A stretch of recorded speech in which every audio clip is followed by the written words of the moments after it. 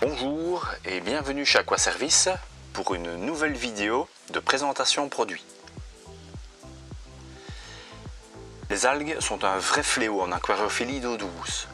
Elles ne sont pourtant que le résultat d'un déséquilibre des paramètres d'un bac. Tester les paramètres de votre eau vous permet d'identifier le problème et de savoir comment y remédier. La maîtrise des paramètres de l'eau est la clé de tout aquarium planté, équilibré et sans algues. Après avoir vu cette vidéo, vous comprendrez pourquoi il est important de tester son eau, quand le faire et surtout comment interpréter les valeurs obtenues et que faire si l'une d'entre elles n'est pas bonne.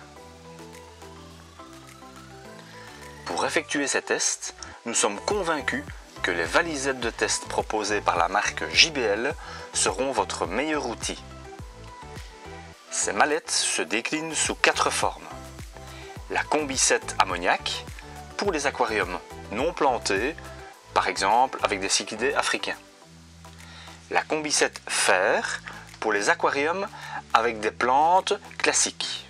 Le Test Lab qui est plus pointu que la combicette fer et qui convient pour les aquariums bien plantés. La Proscape, quant à elle, est vraiment adaptée aux aquascaping exigeants. Bien évidemment, tous les tests contenus dans ces différentes mallettes sont vendus individuellement. Chez Aquaservice, nous sommes convaincus que tous les aquariophiles devraient disposer d'une batterie de tests à la maison. Bien sûr, il est toujours possible d'apporter un échantillon d'eau dans notre magasin et que nous effectuons les tests pour vous. Mais il faut bien comprendre qu'un paramètre ne se teste pas qu'une seule fois. Il faut en suivre l'évolution si l'on veut le maîtriser et régler définitivement un problème, voire en anticiper d'autres. Donc c'est en testant fréquemment vos paramètres tels que le pH, le KH, le GH, les nitrites, les phosphates et le fer, que vous prendrez les actions correctives avant de voir apparaître les algues et de devoir impérativement vous en débarrasser. Faire ces tests vous paraît compliqué? Pas de souci. Nous allons vous montrer en toute simplicité comment faire, mais surtout nous allons vous montrer les erreurs qui pourraient fausser les résultats de vos tests. Commençons par découvrir ce que contiennent ces mallettes. Outre les réactifs, les flacons de test, le support qui permet de lire la palette de test et autres seringues de prélèvement, les valisettes mettent à votre disposition 2 outils très importants. Premièrement, le tableau sur lequel on écrit les valeurs du jour, qui vous permet de comparer et de voir l'évolution de ces valeurs. Deuxième outil primordial, le livret, reprenant les échelles de couleurs de tous les tests disponibles chez JBL. JBL vous indique dans ce livret les instructions pour réaliser chaque test, comme par exemple la quantité de liquide et de réactifs à utiliser. En tournant la page, l'échelle de couleur vous permet d'obtenir la mesure souhaitée. Le résultat du test doit impérativement se situer dans les graduations sous le vert. Si le résultat obtenu est dans les nuances se situant sous la ligne rouge, il sera urgent de réagir de manière adéquate. Pour les tests KH, GH, calcium et magnésium, il n'y a pas d'échelle. Pour ces valeurs-là, il faudra compter le nombre de gouttes pour obtenir le résultat. Nous y reviendrons un petit peu plus tard. Avant de vous montrer comment procéder pour tester votre eau, notez déjà qu'il est important de prélever l'eau de votre aquarium dans un récipient en verre. N'utilisez pas idéalement de contenant en plastique. Il pourrait libérer des résidus incrustés qui fausseraient certaines valeurs. C'est le cas notamment pour les tests nitrates et phosphates. Très important. D'autres tests comme le KH et le GH, donc ce sont les duretés d'eau, ne subissent pas d'influence. Eux sont d'ailleurs attestés dans les fioles en plastique. Voilà, nous y sommes. Nous allons faire l'analyse des paramètres principaux de notre bac de démonstration bien planté Juel Rio 450. Nous allons ainsi tester le pH, qui permet de déterminer si l'eau est acide ou basique, le KH, c'est-à-dire la dureté carbonatée, le GH qui est la dureté totale, les nitrites qui indiquent la pollution de l'aquarium. S'il y a un test que tout aquariophile devrait avoir impérativement sous la main, c'est bien le test nitrite NO2, pour lequel le résultat devra être impérativement dans le jaune. Une fois que l'on monte dans les couleurs, attention au danger. Nous allons aussi tester les nitrates et les phosphates qui provoquent bien souvent l'apparition des algues, ainsi que le fer qui est responsable, entre autres, du jaunissement des plantes. Commençons par le pH. Le test nécessaire est le pH 3,10 qui est le test du pH général, global. Nous prélevons 5 ml d'eau au moyen de la petite seringue que l'on verse dans un premier flacon. Et, très important, on prend la même quantité d'eau que l'on introduit dans un second flacon. Il est impératif qu'il n'y ait aucune bulle d'air dans la seringue. Vérifiez bien que ce n'est pas le cas avant de verser l'eau dans la petite fiole. On dispose le flacon avec de l'eau, sans réactif dans le support, et on introduit le réactif dans le deuxième flacon. Attention, la première goutte est toujours perdue, elle n'est jamais complète. Vous ne devez pas vous en servir car elle est souvent incomplète. Mettez-la dans un autre récipient, mais pas dans votre flacon de test. Les 5 gouttes suivantes sont à introduire dans la fiole de test. Idéalement, remuez le flacon entre chaque goutte. Patientez 5 minutes avant de pouvoir interpréter le test. Une fois le délai passé, on met les 2 flacons sur le support que l'on place sur l'échelle de couleur. Le pot sans réactif est à placer sur la ligne où il y a les ronds de couleur. Celui qui contient le réactif en dessous, là où les ronds sont blancs. Le pot sans réactif rend la lisibilité parfaite de l'échelle de couleur. Si vous n'avez pas de récipient d'eau sur les ronds de couleur, votre vision sera faussée. Votre œil a besoin de lire un résultat au travers de l'eau pour qu'il soit comparable à l'eau qui contient ce réactif. Dans notre cas, le pH est ici de 6,5. Nous verrons par la suite, pour tous les tests, si c'est un résultat concluant ou s'il y a des actions à prendre. On garde pour les tests suivants l'échantillon d'eau sans réactif. Le flacon qui a contenu le réactif du test précédent doit être rincé au moyen de la seringue. Une fois rincé, assurez-vous qu'il ne reste vraiment plus aucune goutte dans le récipient. Testons à présent le KH, qui est la dureté carbonatée. Nous avons également besoin de 5 ml d'eau. Pour ce test également, vous pouvez utiliser le récipient en plastique. Comme indiqué auparavant, le test KH est un des tests qui ne dispose pas d'échelle de couleur. C'est en introduisant des gouttes dans l'eau et en comptant celles-ci que l'on obtient la valeur exacte. Pour le KH, la première goutte permet d'obtenir une couleur bleue. Et le nombre de gouttes qui permettent de passer à la couleur jaune indique votre KH. Si par exemple, en injectant la première goutte, la couleur devient jaune tout de suite, c'est que vous avez un KH à 0. Notre KH est donc de 3.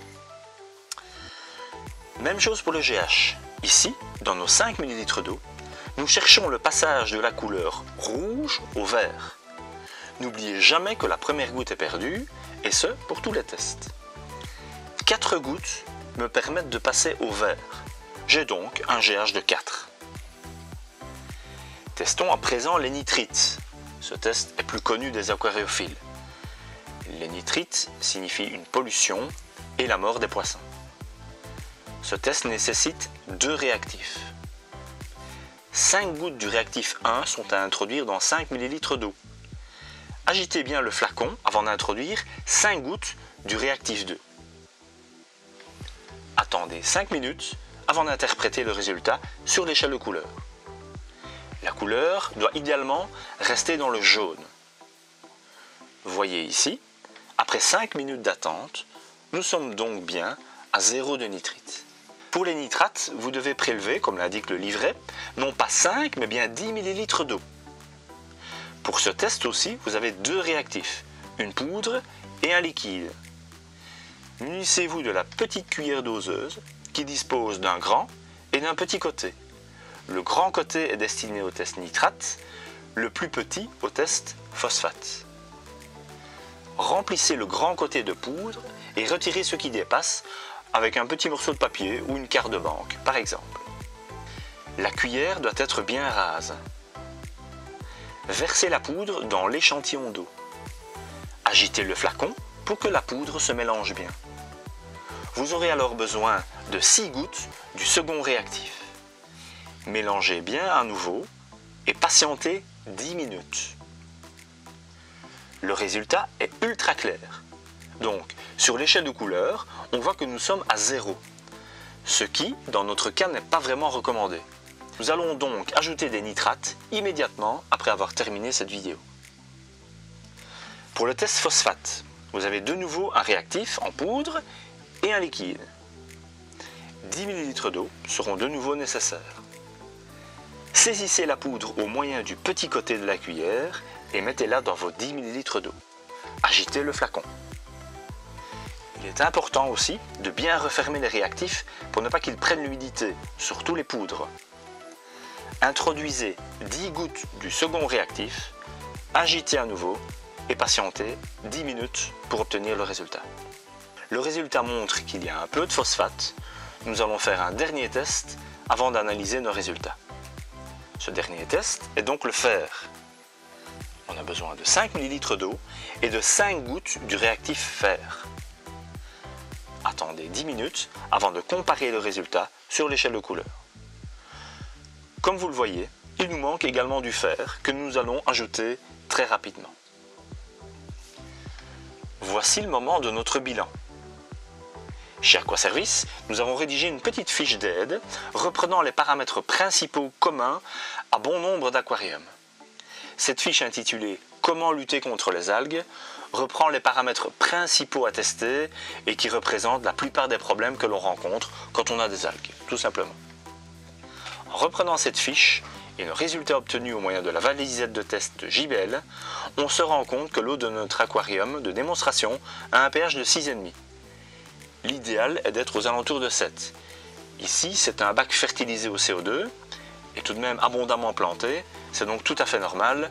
Les plantes aiment bien pousser dans un milieu acide. Donc tout va bien de ce côté-là. Pour le KH, il faut être entre 3 et 6. Nous sommes à 3, c'est donc parfait. Le GH doit se situer idéalement entre 4 et 8.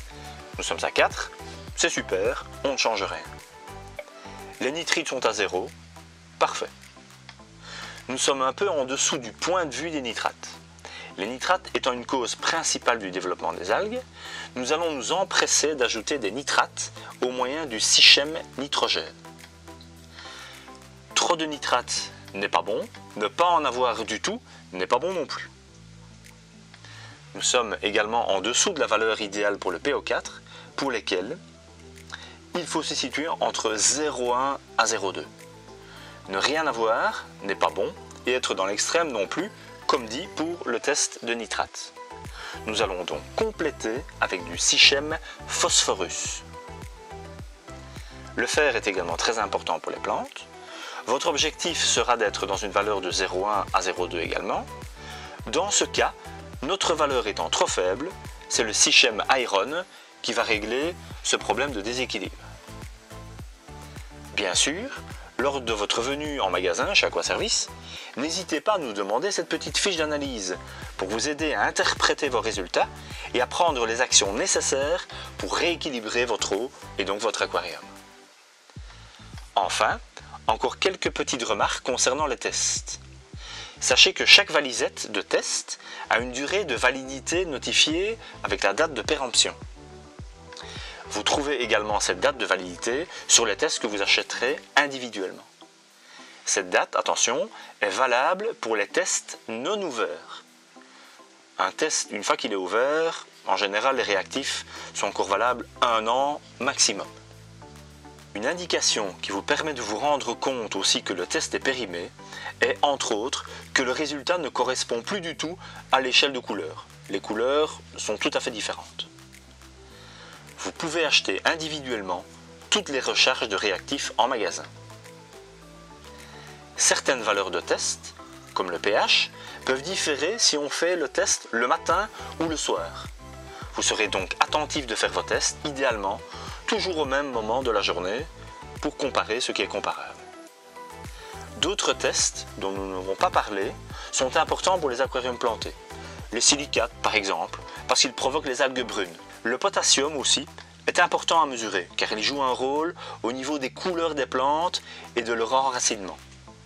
Le cuivre sera utile pour les crevettes ou d'autres animaux très fragiles. Attention que ce test est à faire sur l'eau du robinet. Qu'il y ait une injection de CO2 ou non dans l'aquarium, il est nécessaire également de tester l'oxygène. S'il vous reste des questions ou que certaines choses ne sont pas claires, contactez-nous via les réseaux sociaux ou le formulaire de contact de notre site web. Nous vous remercions d'avoir regardé ce tuto et on vous dit à bientôt pour de nouvelles vidéos Aquaservice.